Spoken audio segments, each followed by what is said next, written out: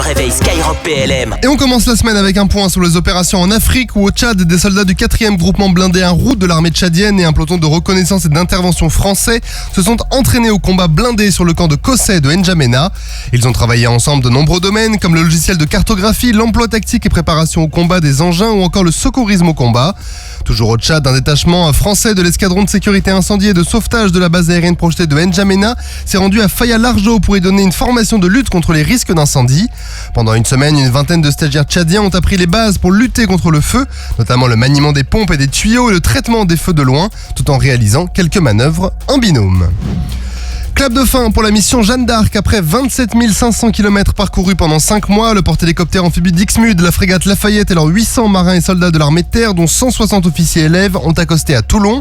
Le groupe Jeanne d'Arc a débuté sa mission en traversant la Méditerranée pour mener un premier exercice avec une frégate égyptienne. Le groupe a ensuite intégré l'opération Atalanta qui lutte contre les trafics illicites. Le Dixmude et le Lafayette ont réussi à saisir plus d'1 tonne de drogue. En tout, durant ces 155 jours de déploiement, la mission Jeanne d'Arc a réalisé 10 escales sur 4 continents et 23 actions de coopération internationale. Les 160 officiers élèves qui étaient à bord pour se former vont désormais rejoindre leur future affectation dans les prochaines semaines. Si vous voulez en savoir plus d'ailleurs, rendez-vous dans la rubrique Replay PLM Interview de l'application. Nous avions embarqué à bord de l'émission Jeanne d'Arc pour tout savoir à son sujet.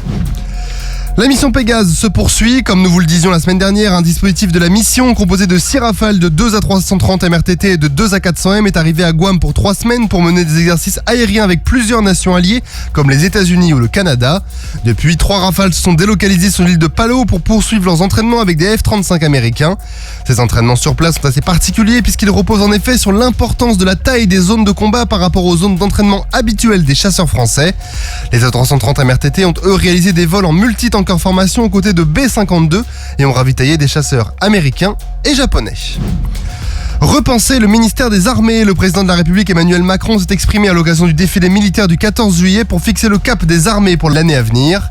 Il a notamment insisté sur la nécessité d'une transformation en profondeur du ministère des Armées. Elle passera par 4 impératifs qui sont ne jamais perdre l'esprit stratégique, garder l'esprit de responsabilité, imposer la subsidiarité et décliner l'agilité à chaque endroit. Enfin, il a demandé à ce que les opérations et le risque de guerre soient au cœur de l'organisation du ministère. Sur ce point, il s'est d'ailleurs félicité de la réforme du centre de planification et de conduite des opérations. Sur terre, sur mer, comme dans les airs. Skyrock PLM, en équipe avec Cuneo, la mutuelle des forces armées.